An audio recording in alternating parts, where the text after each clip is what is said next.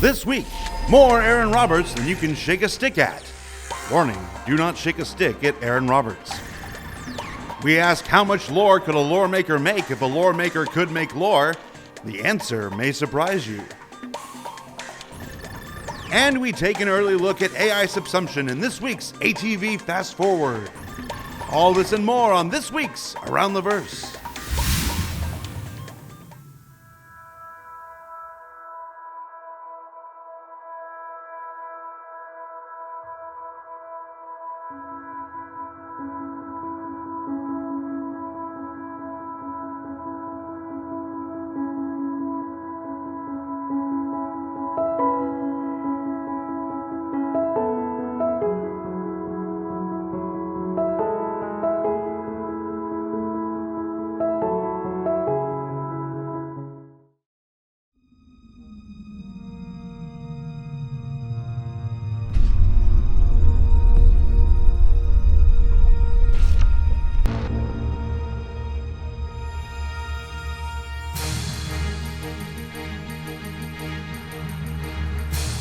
Wow, that's a lot of ships.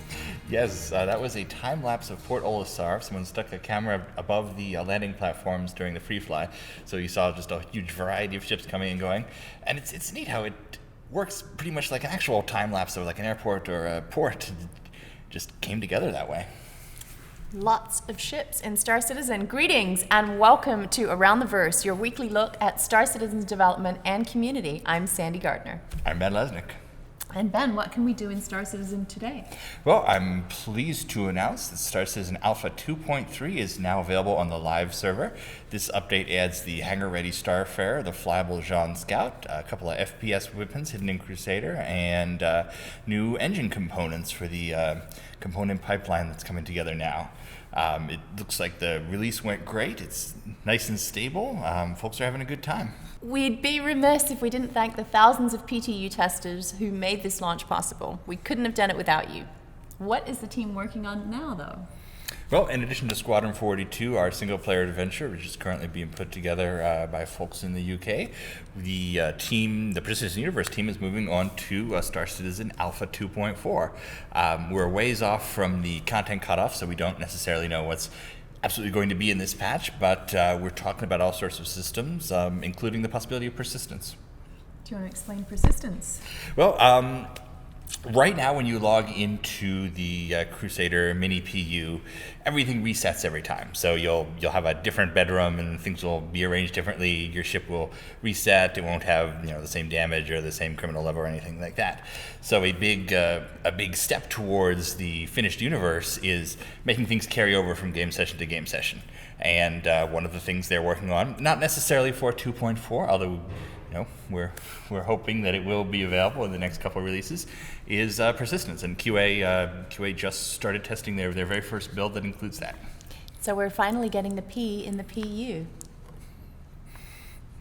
like that one? No. I'm becoming more Ben. The Starfarer and Jean Scout are on sale until Monday. These two ships couldn't be any more different. One is a tiny alien fighter, and the other is practically a flying level in itself. Foundry 42 put together a great trailer to show off the Starfarer in action. Check it out.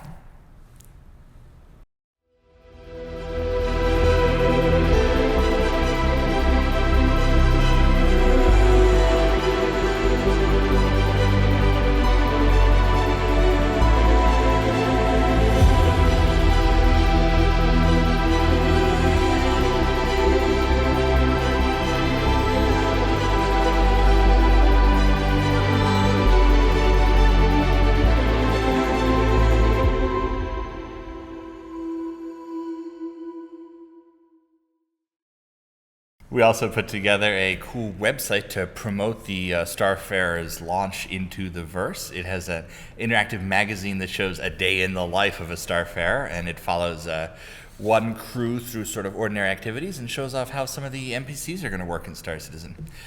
There's also a map of the Starfarer, since it's pretty easy to get lost in there. We're also making the Starfarer available for everybody for the weekend so that everyone can check out what we're doing on larger ships, regardless of whether or not you have purchased one. Yeah, because the guys at Foundry 42 have put so much love and sweat and blood into this one, and it's just the first example of the many larger ships we're working on building. We want everybody to get to experience that, so check out your hangars this weekend. We have a new Star Citizen mousepad available starting tomorrow, featuring the current lineup of Anvil Aerospace ships, including the Carrack, Crucible, Gladiator, and Hornet. Get yours before they're gone. We also have the dog tags, which are on sale till Monday, and the Squadron 42 and a couple of other styles of t-shirts, which are $5 and $10. Yay. The really small ones. The really small ones, teeny tiny ones. So I saw a Reddit thread, actually, people were wearing them as under stuff for workouts. Why not?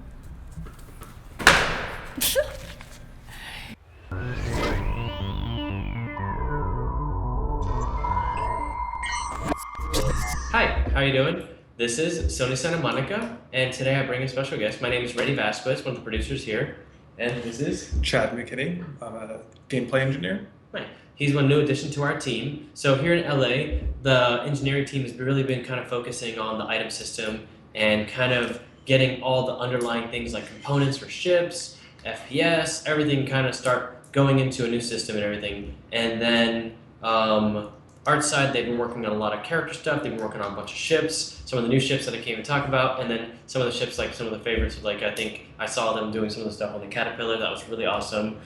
Design-wise, they're working on a few other ships that I can't talk about yet. That should be coming out soon. And then we've also been working with the engineering for components and that. So what are you working on, though? Right now, I'm just figuring everything out, looking through all of the code and documentation, but I'm starting to look at the new item components and looking at doors soon. So yes, doors. Automatic doors. That's awesome. Well, if anything, y'all know like Star Citizen is such a huge project, so take a while to ramp up. All right. Nice. Well, thank you. This is Santa Monica, and you guys take it easy. See you in the verse. Hey guys, Jake Ross here, producer of the Austin Studio, and I'm here with you this week to give a little update on what's going on here in ATX. So first, starting off the bat, we're full blown into shopping at this point. We are not messing around. We're trying to get it out there in your hands, and part of that is kind of making it bigger and better than we originally planned. So originally we had a scope, and we're realizing that we can, let's get this thing in here, let's get that thing in here, and without going into too much detail, we're looking at, we have our sights on Port Olisar. So we want to try and bring a few shopping experiences to Port Olisar as well. So the Port Olisar obviously wasn't built with shops in mind per se, so we're having to go back and kind of rejigger some things, some of the spaces to make sure we make room for some of these experiences we have in mind. But that's in the works. So in addition to that, we are also setting up additional shops beyond just Cassava Outlet like we were originally planning. So we're trying to bring Dumpers Depot online, bring Cubby Blast online. We're looking into the medical unit to help sell some medical supplies. So all that involves some kind of additional features, including what we're calling kiosk terminal shopping.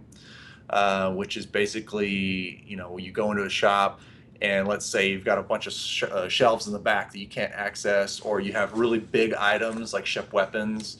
Obviously, you can't go up to a ship weapon on a shelf. It's just too big. So we have what we call kiosk terminal purchasing, where you actually have to go up to a kiosk and cycle through an inventory and purchase that way. And we're still working on that whole entire loop, because we want to make sure that it still feels like it's not just a gamey type shopping experience, but we're making it special. So, but just the reality is we just can't fit however many 60 or so ship weapons into a little shop. So we have to come up with a solution for that. So we're fleshing out the rest of the shopping experience and getting that online here.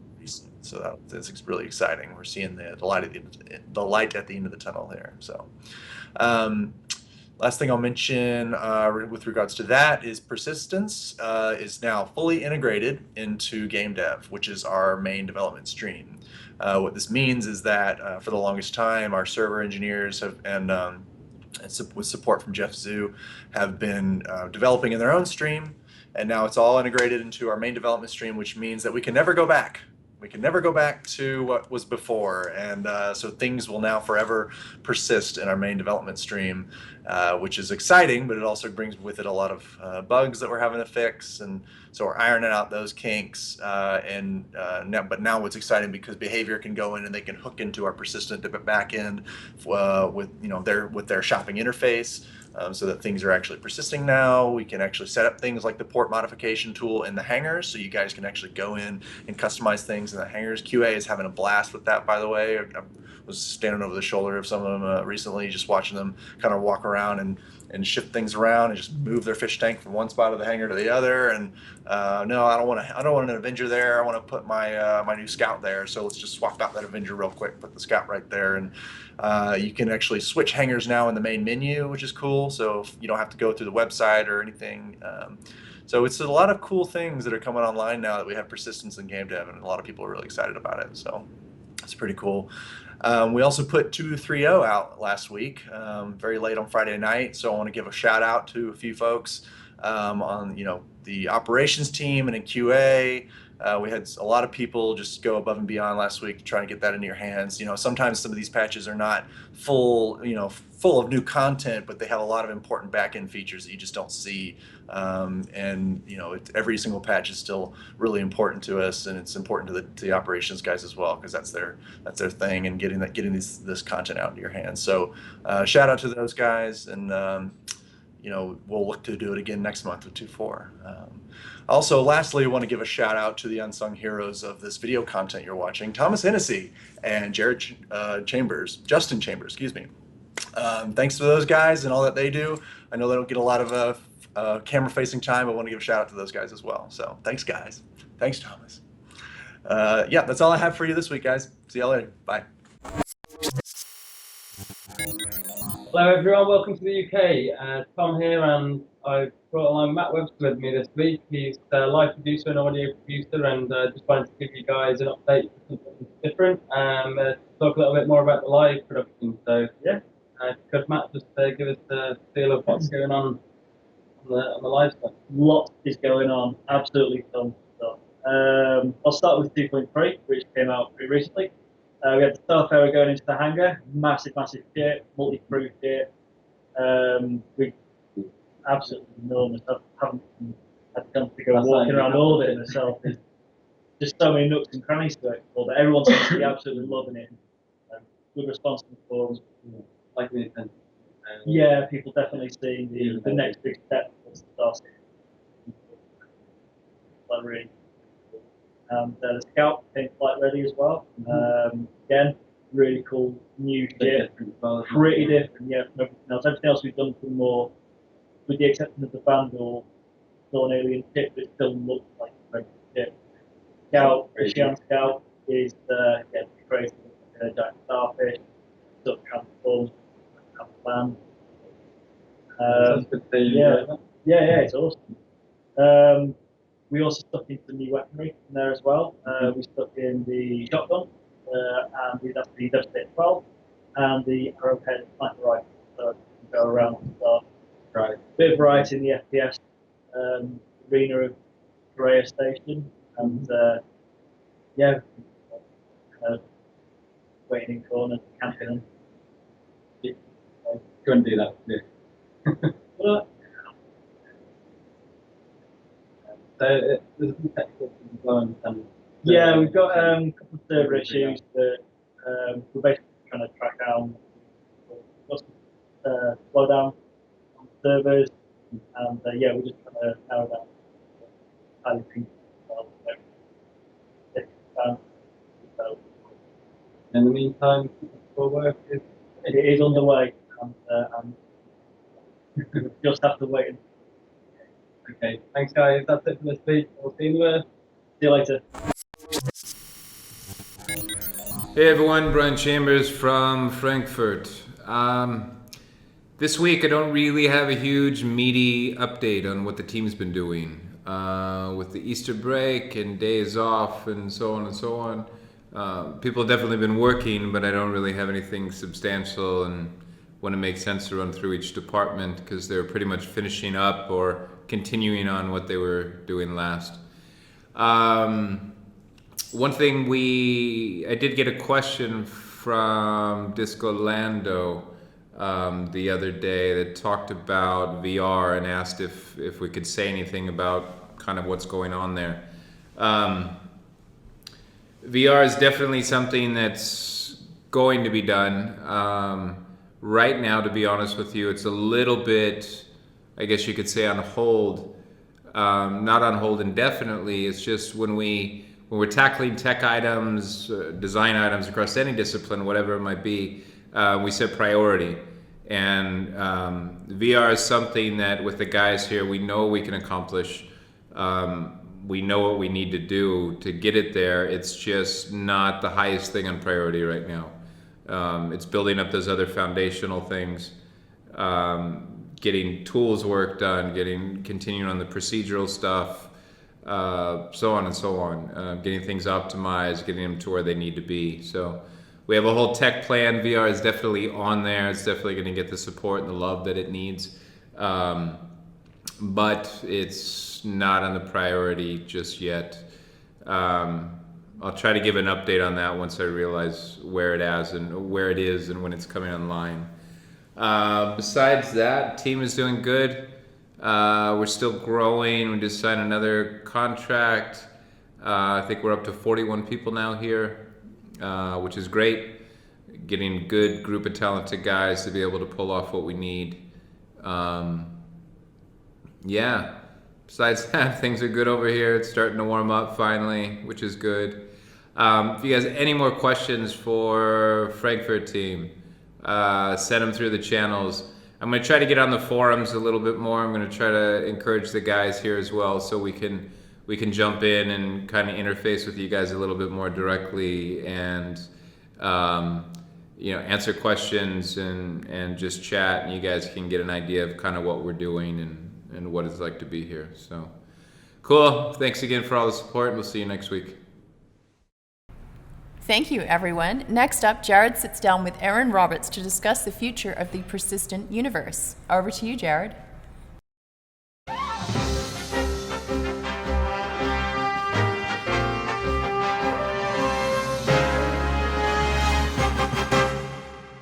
You've sort of led me into this now. We're talking about different departments. There's the audio, there's the designers. Give me just a short breakdown of Foundry 42. What departments exist in Foundry 42? So we have Foundry 42 now. We have the audio departments there. We have the environment pipelines read out of that is led out of the UK. So we have about, I think it's about 18 environment artists in the UK, but then also we have environment support in Canada as well. From behavior? From behavior, right. And then we have the ship pipelines led out of the UK as well, and we have I think it's about 17, 18 ship artists in the UK, and I tell you what, you need them when you're making capital ships. I mean, I guess you guys have seen the Starfarer, but when you see some of the size of the other ships we're making, and the Aegis, by the way, which looks amazing and is pretty much done, but then we have a Javelin, we have a Bengal, we have stuff like that. Pretty much done, not done, guys. But it's like, so we have the teams, and so that's led out there. And then we also obviously have a ship team here in LA and the ship team in Austin as well. Smaller, but and stuff like that. We have the props pipeline is out of the UK, so basically all the sort of props and stuff it's led out there, as well as behavior. Once again, helps with that.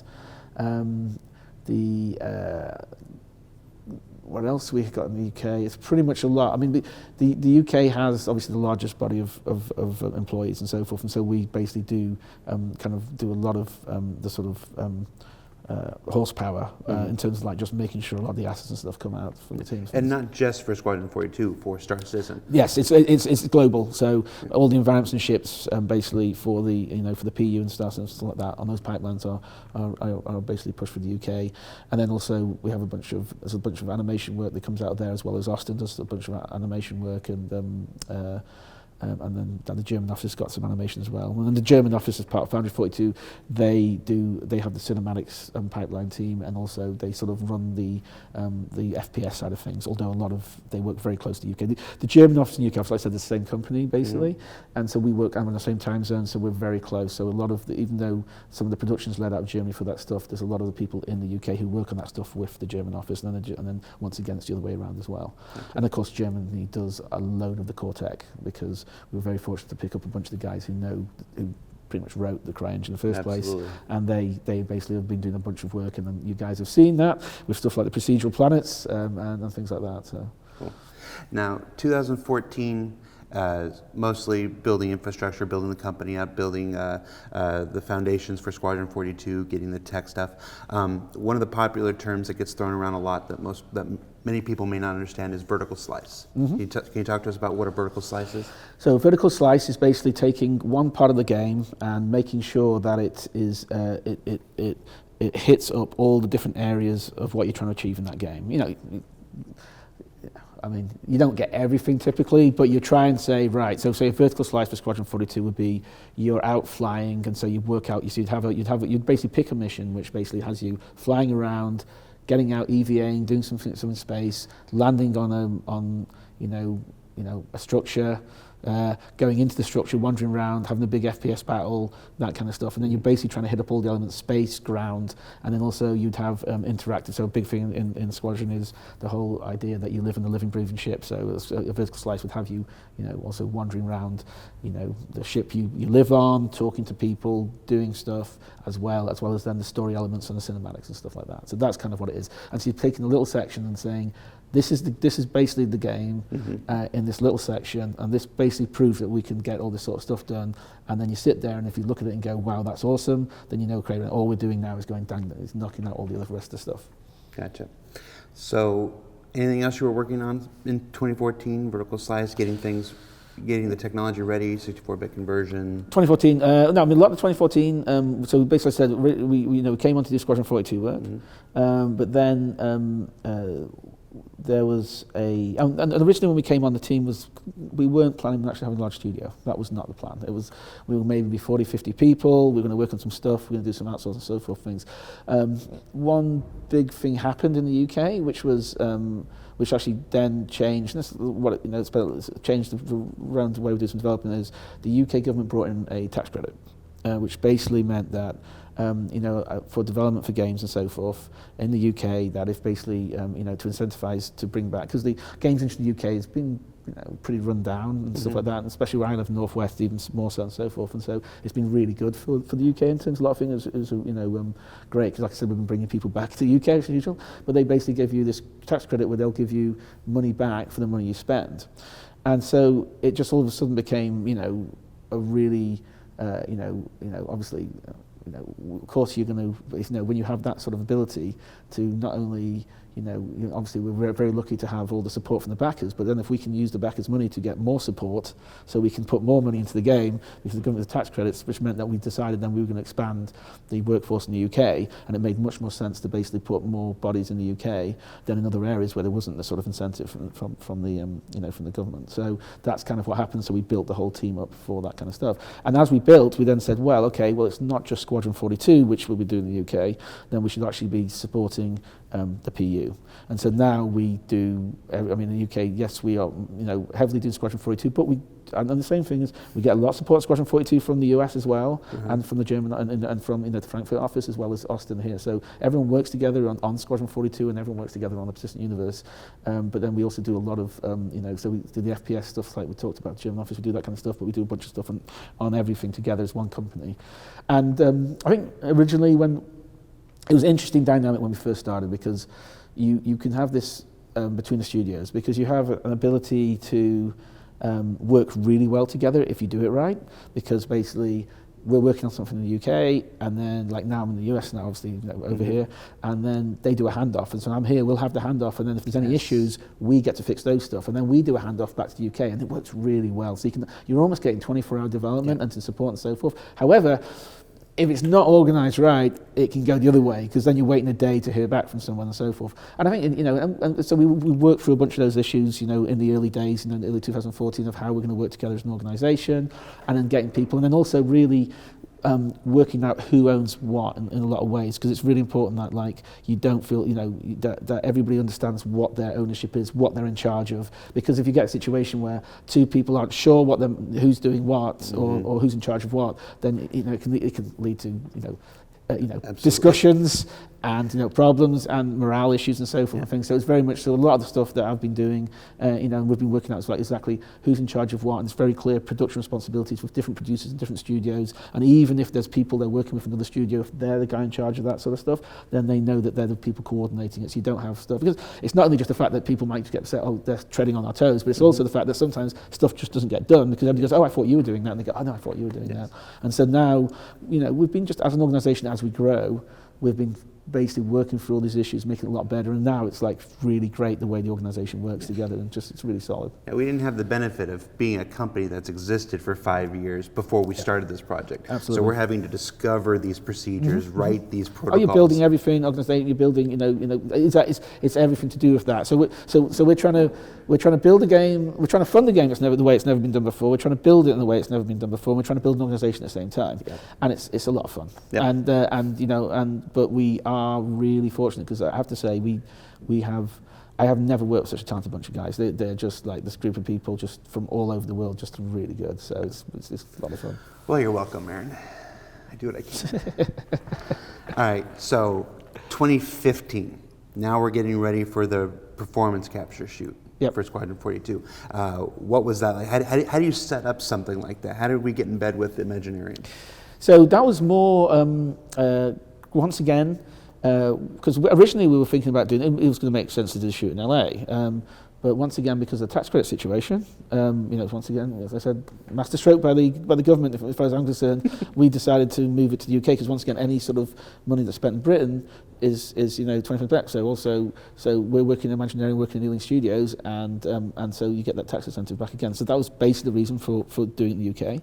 And Imaginarium was because we went and we spent some time going around talking to the different houses and the people who we really felt were in sync with us, and felt really good to work with, and had very good conversation with and stuff like that, and really seemed to be shared our sort of ideas of what we want to do, but also in terms of where technology was going and how maybe we could work together and do stuff. We're Imaginarium, and so we had very good conversations with them.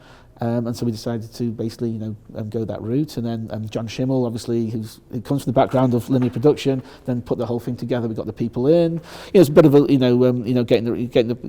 the right people in, building the team. And a performance capture shoot is not unlike a film shoot. It's pretty much you need the same people doing the same sort of stuff. You're basically filming people, but in a different way. And so so that side of the business is kind of pretty much people know how that works. So mm-hmm. What was it like getting those emails from John Schilmer, whoever, that, oh yeah, we've got Mark Hamill, oh yeah, we've got Gary Oldman, with those good moments? Were you there at the it's good. process? I think with some of those guys, it's fantastic. The cast was a really, really great cast to have, and that was a lot of fun. And it really helps because Chris has got some good relationships with some of those guys from his past and stuff. And so, and it's kind of and it's fun just when they get on the set as well. Just seeing the guys there, and I think they kind of had a lot of fun coming on there and doing and working on the and doing this as well. So it was all around a great experience. Okay. So we do 3 or 4 months of the initial shoot. I don't remember exactly. 3 to 4 months. I think it was. No, it was about 8 weeks. I think. Okay. The setup, the production. I'm thinking the time that Chris. Well, yeah. I mean, you always have to have the production teams running beforehand to make sure it's all set. But the actual time on stage, I think it was 6-7 weeks, I think, something like that. Gotcha. And then, so that stuff comes back to Foundry UK, I guess. Well, it goes to everybody, whoever needs it, right? What do we do with that footage? So when all the footage goes in, it then it gets processed, so we can use it, and it goes to the animation team. And there's there's obviously the body side of it, and there's the facial side. And we have one team of guys, which is led by John Jones, who's in in Derby, and he basically has a crew of guys who basically get all that, so all the facial stuff, and then they work with Cubic Motion, who basically go and take and get all the camera stuff and bring it back and make sure that the facial stuff's working on the characters and stuff. And then you have the body guys, and all the body stuff comes back to our teams in Austin, in the UK, and in Germany, and then they take all that information, and then we get it in the game. And then we have all the facial scans, which go off to Freelateral for team, and then they basically the ones who come up with the faces and so forth, which then we then take all that information and play the stuff on. So we've got the performance capture shoot done. We're processing the animations. What's the last half of 2015 for Foundry 42? What are we working on now? Well, I mean, obviously Squadron, and also, that was the big heavy lifting for 2.0 and getting that stuff out, and that was a mammoth effort from a lot of people, not just because of the huge technology. Can you imagine you're basically got all this work going behind the scenes, and then you get it running. And then, that was probably the longest PTU cycle we were on with people. But basically, you're basically throwing out a whole new code base, and so you're just working through, and so that was a good amount of work. So the decision is made to create the mini PU, the baby PU. Tony had an interesting name for it. I can't remember what it was now. Not the micro, Protoverse. He wanted to call it the Protoverse, whatnot. When did that decision come about? When did we decide we were ready to start the baby PU? That was always the plan. I mean, that was always the plan once the tech was involved, but we couldn't do that without this, the 64-bit. So we can have the huge spaces, and then also, and there was a lot of other tech and stuff that had to be built for that. But as soon as we had that, then the idea was what we were going to do is get actually the seed of the experience of what Star Citizen is out there. And we're going to start with basically doing a little corner of the Crusader, and so that sort of area, and then we're going to build out Crusader, to basically become the first sort of like system with all and stuff, and so we'll have all different planets in there, and then the system is Stanton system. Stanton, thank you. We talked about this before, and it always slips my mind. And so basically, what we're building out is Stanton system, and we're going to build out all the locations of Stanton system. We're going to get the players doing lots of stuff through, because you know how the systems are so huge. There's a huge amount of gameplay. I mean, there's more gameplay in one system in our game than there'll be in most games out there. And so now what we're doing is we're seeding in all the different locations, and we're putting in, we'll be putting in the ability to, do missions you can always kind of do, but persistence goes in very soon. And with persistence, then basically you have the ability to go in and earn money and do stuff and buy stuff and play and trade, and obviously as things we'll layer these in, but you'll be able to trade, and you'll be able to go mining and earn stuff, and you'll be able to do different missions, and you'll be able to do things like that and so forth. And so this is what we're doing. So right now, this year, what people are going to see is a huge, they're going to see the whole of what Star Citizen just taking shape and the ability to do that, along with obviously all the sort of capital ships that are coming online, so people can really just do cool things together and that sort of level as well. Okay. So shopping. It's going to come online here soonish. No dates. And that's not just for ArcCorp. There will be some component of that eventually. No. This. We will be putting shopping in Crusader. Gotcha. So there'll be a little boutique on the Stanton system. You'll go there. You will basically be able to so you can go down. You're playing the game and you earn some what we're going to call alpha, UEC, and you'll go in and you'll be able to go and play the game, and you literally will play it like you would play a game, and you go and trade, you'll earn some money, you'll spend some money, there'll be items you'll be able to buy and so forth and things like that. And we're going to run this alpha UEC cycle for probably a long time, and then every time we come up with a new version, we'll probably wipe it and start people again, and then we'll adjust stats again, and so we're going to use this as a huge balance pass and keep on going with people, but all the time people will be able to play and actually go and experience and build stuff up and buy new stuff and weapons and components to put on their ships, and buy clothes and do all this kind of stuff and things like that, and buy armor and weapons, and actually earn and do stuff and get together with people and do things like that. Okay.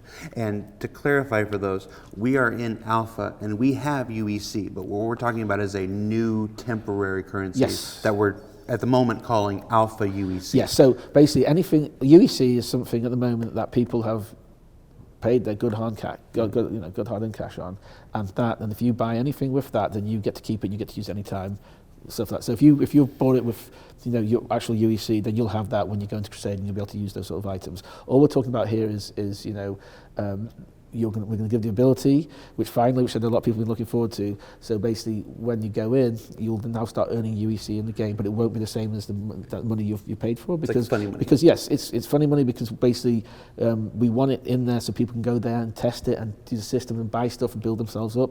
But obviously, once, like I said, obviously at some point it'll get wiped when we maybe do a new video. I mean, sometimes we may not wipe it, sometimes we may and so forth. But the idea is when we have big new upgrades, then we'll probably wipe it and then get people starting again to test it, because we may well be changing prices, we may be doing this sort of stuff, we may be adding new features or items and so forth, new missions and things and all kinds of stuff and so forth.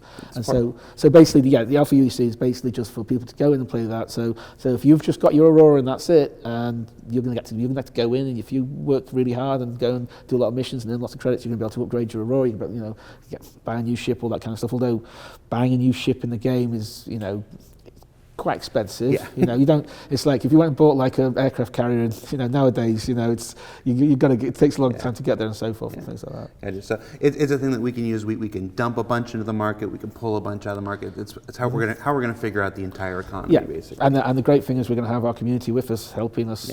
Explore that, balance it, get the feedback. I mean, already on the PTU stuff we do, it's fantastic. I mean, just right now in the middle of getting 2.3 out, and the feedback we get is immense, because every morning, I've not said it before, but we literally are on the forums, and on a daily basis, we have guys who specifically just go through, look at the issues, get them down, look at, okay, are some issues just like a single thing, or is it a lot of people and so forth? We get that sort of feedback, and we get that feedback every morning, and then we go through it, and then we get to implement that stuff, and that's why we can have really fast turnaround and stuff, which you don't get anywhere else. And we can't afford to hire 100,000 testers, right? So it's great having this community which supports us, not only financially, but actually, just to come and basically, work with us to give us the feedback we need to make the games as good as it's going to be. Okay, so we're adding shopping, we're adding cargo, because that's necessary for trade, I assume. Mining, I assume that'll be some part of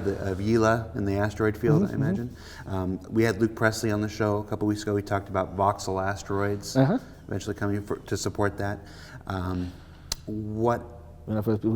forget, our procedural stuff is just around the corner. I noticed Crusader moved a lot closer to the space station in 2.3. So procedural, we're going to be able to fly down to Crusader? You're going to be able to fly down to,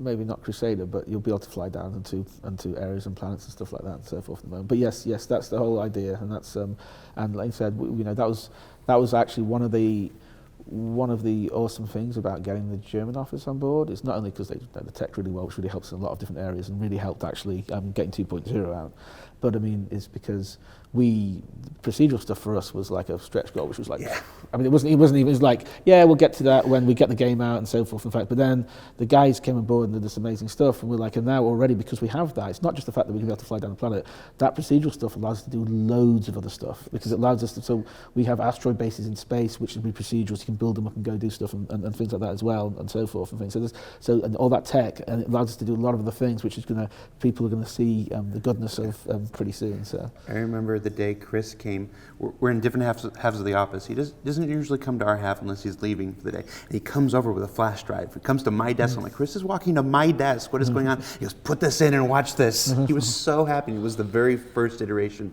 of Pupil the Planet. Yeah. And we just showed it. He goes, Ben, come here. And we all gathered around and we watched it. We were all just flabbergasted. Now it's like, we're here already. It's like, we're here. No. I mean, and the funny thing is, it's like, because it was Christmas time just before, and Marco, who's been working with some of the guys over there, just said, I think we should just show this, and I didn't really know what to expect. And then it's like, wow, okay. And then they had all the tech working, and then Sean did a lot of work on that, and as well, and getting stuff and stuff like that. But it was pretty amazing stuff. Marco's fantastic. I've sent him a couple requests for interview stuff, and he's just like, I just want to make the game. Yes, the German office are not big on interview. To be honest, we're not in the UK either. No, we're not. I think it's a European thing.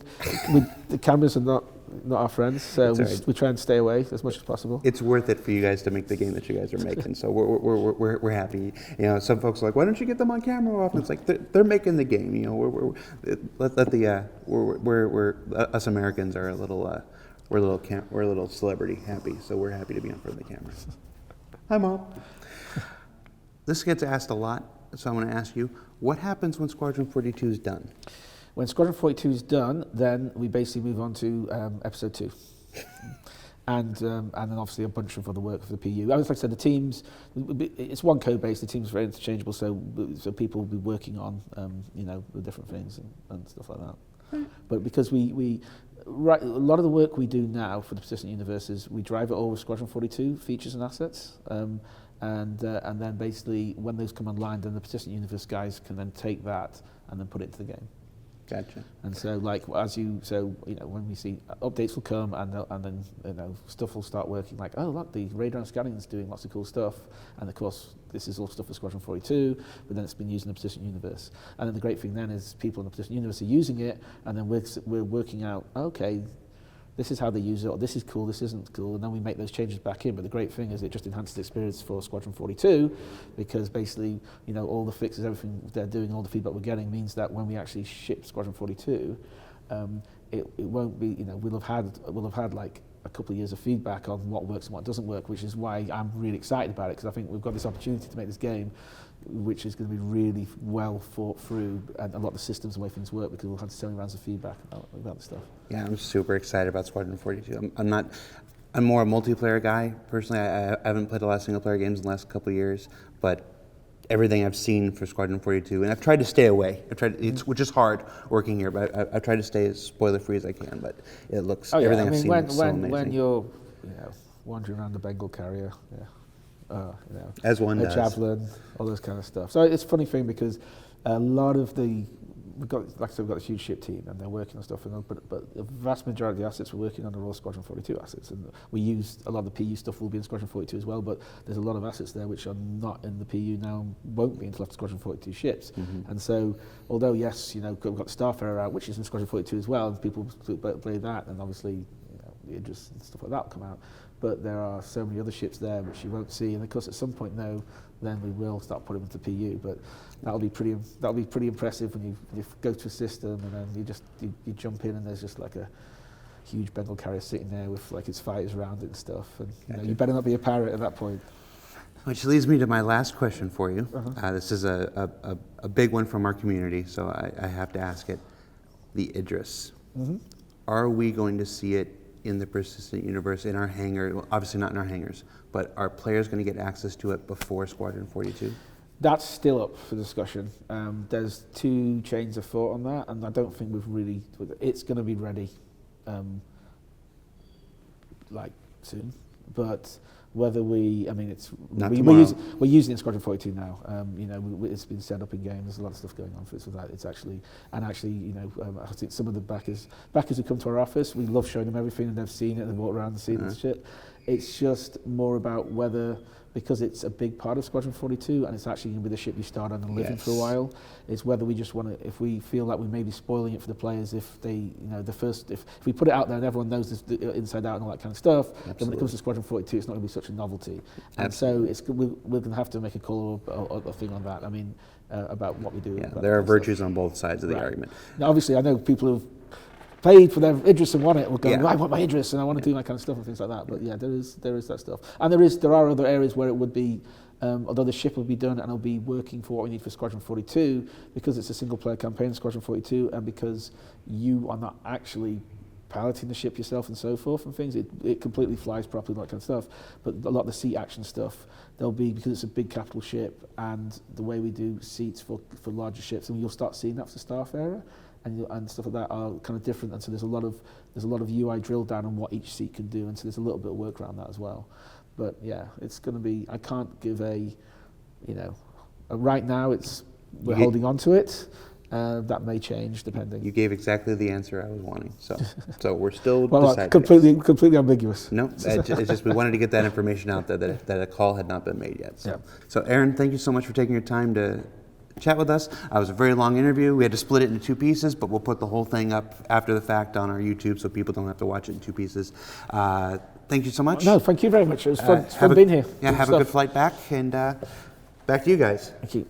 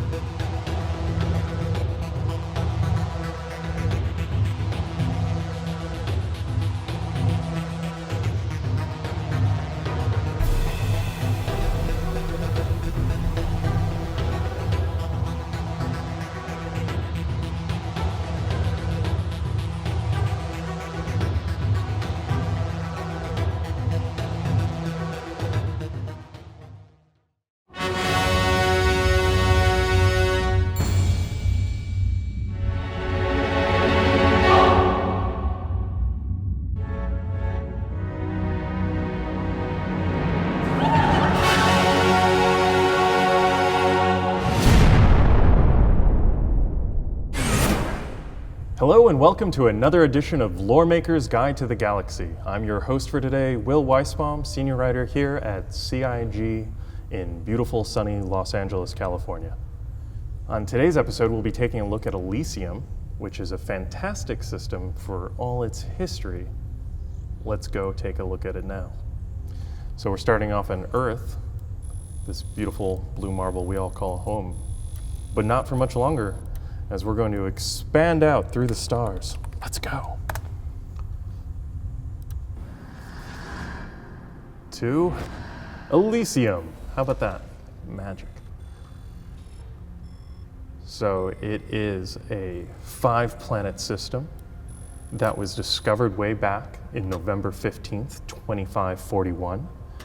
And what was so noteworthy about this system upon its discovery was that it was inhabited. It was not an empty system. We quickly learned that there was another spacefaring race who called themselves the Tavaran, living on Elysium 4, or as they called it, Calith, or Calith, depending on whether you want to use the right or incorrect pronunciation. So the UPE, the United Planets of Earth, the government at the time, were very excited to discover a whole new race. They were spacefaring technology-wise, but not quite as advanced as us humans, and we thought it was a great opportunity to expand our reach and incorporate an entirely new alien species into our civilization. Unfortunately, it didn't quite work out that way because the Tavaran attacked us. They wanted what we have, and it was a full all-out war, our first interspecies war, and it was terrible. But what came out of it was the rise of a young Colonel Ivar Messar, who rose through the ranks and became the hero of the war at the famous Battle of Idris 4, where he managed to turn the tide of the offensive and really stick it to those Tavaran. And even though the Tavaran weren't as technologically advanced as we were, they were brilliant strategists and were able to hold out much longer than anyone thought, even taking over human systems and driving our forces back.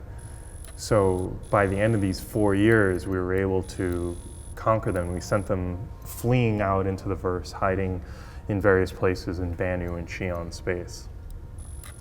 So after that moment, we started colonizing and terraforming worlds that were formerly part of the Tavaran Empire, were now part of the Human Empire, as Ivar Messer had now become the Imperator and had transformed the United Planets of Earth eventually into the United Empire of Earth. Now, everything seemed to be going well as humans settled into Elysium until around 2603, when the Tavaran returned with a vengeance. And they had a new leader. And they had a new leader called Kareth Tal, who was dead set on reclaiming the Tavaran homeworld for his people. And he burned a path through the stars, fighting his way towards Elysium. There was in Centauri, the famous Battle of Centauri, where Squadron 42 had their first major victory ever in shutting down the Tavaran offensive after a grueling 7 years of fighting. Rather than accept the defeat there, the Tavaran pushed through the jump in Centauri and fought their way towards their home planet, knowing that it was a doomed effort, until they finally turned on their shields. Oh, whoops, that was null. They did not go to null. However, they did go to Elysium, where eventually they turned off their shields and crash landed onto the planet, burning up in the skies of Elysium 4, which some of you may have seen in the famous painting that commemorated the moment that was called Tears of Fire. Some of you may have seen the famous moment of the ships crashing into the planet's atmosphere and burning up in the famous painting Tears of Fire that commemorated this historic moment. So after the Second Tavaran War, the Tavaran were pretty much shattered, and humanity was kind enough to offer them a place amongst us as a subjugated people, which catches up to 2610.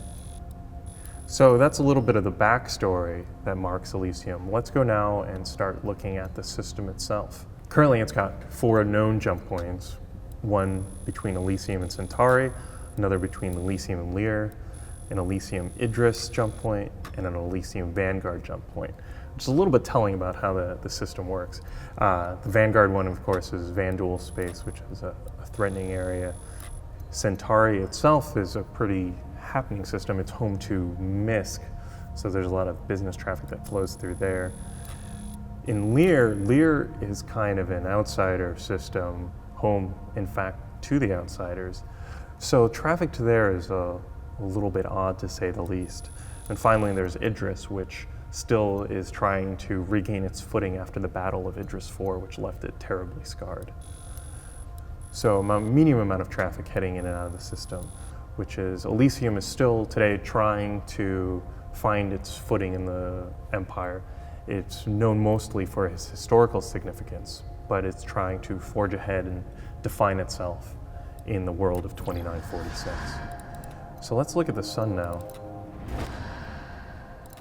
So the Elysium star is an F-type main sequence star. It's 1 to 1.4 times the mass of our sun with a white to yellow light. It burns hotter and faster than our sun, so it's going to give it a little bit of a shorter lifespan than you would expect for our system. But of course, the shorter lifespan in terms of the galaxy is still billions and billions of years. 2 to 4 billions to be precise, or unprecise as I gave a range of numbers instead of an exact one.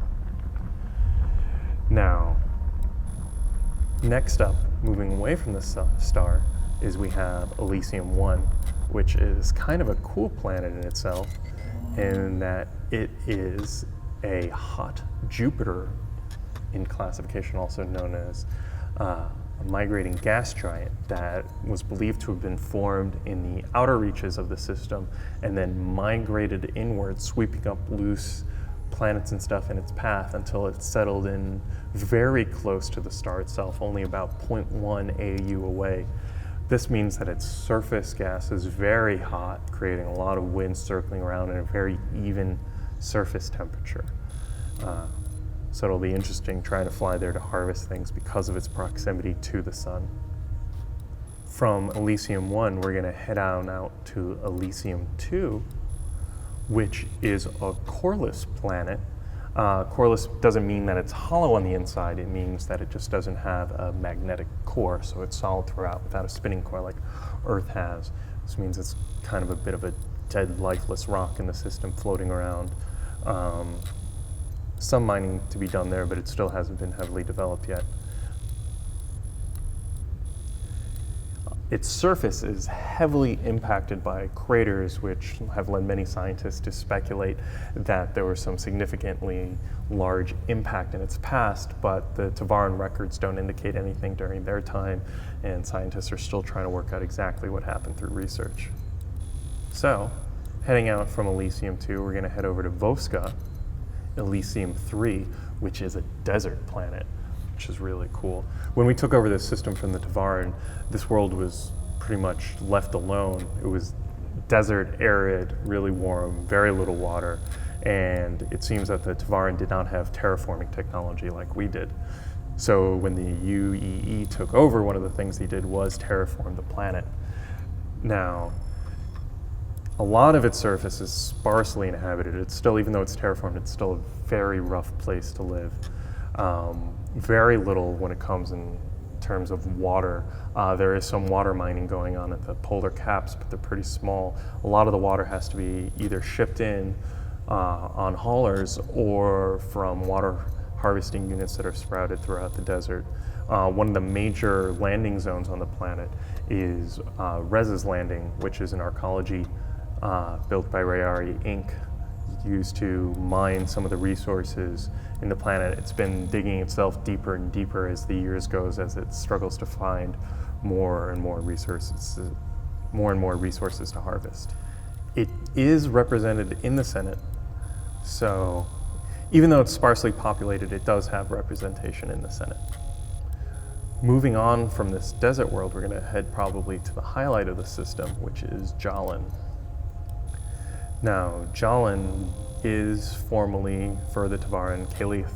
It was their homeworld, and to date it probably houses more Tavaran architecture and historical sites than any other planet in the system.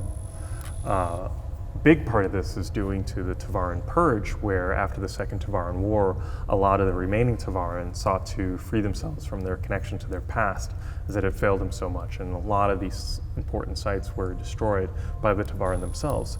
However, because Jolin was in human control at the time, a lot of these sites were preserved for future generations to appreciate. The main city on Jolin is the capital, Gemma, which hosts a major temple upon a mount, which from searching through the Tavaran records, we know they chose the site because of its strategic importance, that it was well fortified and easy to defend rather than any kind of beautiful vista or religious significance. The temple is a Rajoran temple, which was the battle religion of the Tavaran.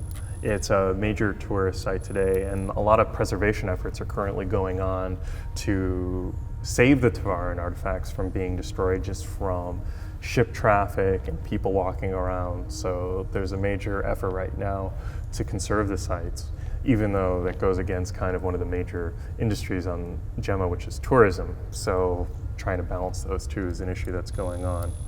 Landing in Gemma will appear different than landing in other worlds because the landing port is designed to blend into the Tavaran architecture, so that's kind of neat. One of the major things that you might have been reading about recently is the upcoming election that's happening on Jolin for a Senate seat. The election's coming up on May 3rd, so debates are starting to heat up across the spectrum as people decide which candidate to support. Of note is the fact that it's the first Tavaran running to be Senator Suj Kosi, and he is an ex-military man, served in the Navy, and he has a criminal background himself before he earns citizenship. So he's offering a lot of hope to the Tavaran out there for bettering their lives in the UEE. A lot of people are still holding grudges for those two wars, so it'll be interesting to see whether he's able to gain the seat or not. He is a centralist and has a lot of core beliefs and believes in the strength of the military and in the central government. He's going against two other candidates. One, Sake Marigold, who's more of a transitionalist and is looking to curtail military spending in light of the new war with the Vandal and really focus in on rebuilding the social structures that are needed. There's a lot of unemployment and poverty going on in Jolin, as the system itself hasn't really struck its economic foothold yet outside of its Tavaran artifacts and tourism. The third candidate is Gabrielle Garcian, who is a centralist. She served on the Governor's Council for a while and has the backing of the current administration. A lot of people are a little bit wary of electing her because they fear that it'll be a return to the norm. But she has a lot of experience, whereas the other two candidates don't as much. So moving on from Jolin, we're going to head way out, 12.6 AU out, to Elysium 5, which is a dwarf planet lurking way out in the stretches of the system. And it is a small rocky body. So there you are.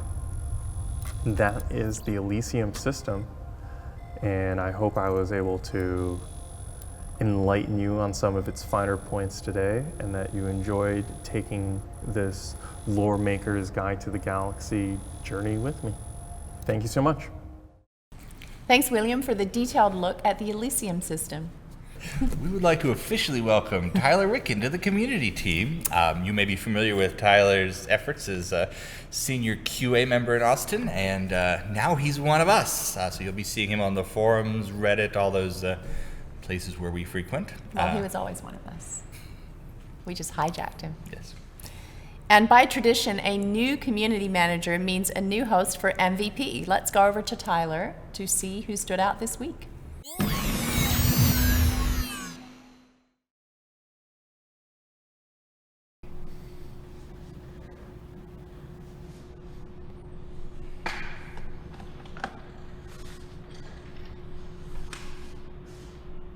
Hey there, Tyler Whitkin, Community Manager in the Austin, Texas studio, here to bring you this week's MVP. Congratulations to Paul C2K for his Starfarer maps. They generated a lot of awesome conversation on the forums, and actually QA was using them in order to find their way around the map during testing, so congratulations! You're this week's MVP. Say you're this week's MVP. You're this week's MVP. Thanks, Tyler. Glad to have you here. Now let's see what lies in Star Citizen's future with this week's ATV Fast Forward. Check it out.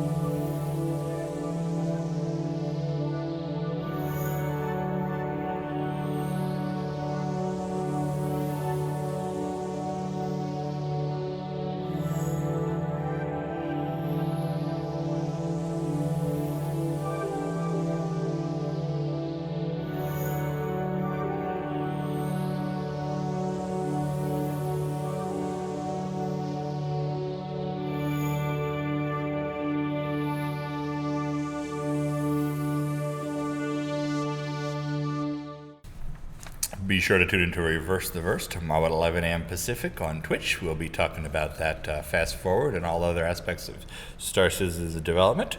And if you like Around the Verse, please like and subscribe to our channel. I know that sounds ridiculous. You hear it on YouTube all the time. It actually does help a lot with our metrics, so help us out. We are getting very close to 200,000.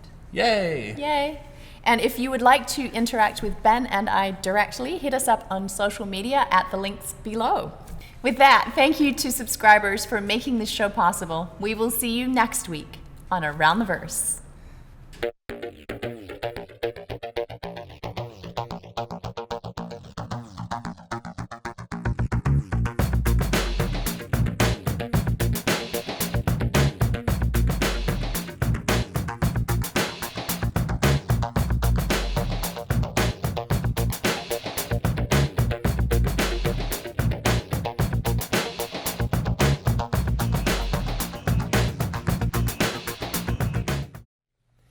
Did you know that many of Star Citizen's developers are on social media? If you would like to follow Star Citizen on Facebook, you can find us here. Or on Twitter, here. And even Instagram here. And for a full list of developers' personal accounts they're willing to share with the community, check out this link. You can find out what I bought at Amazon this week. Star Wars stuff. It was probably Star Wars stuff.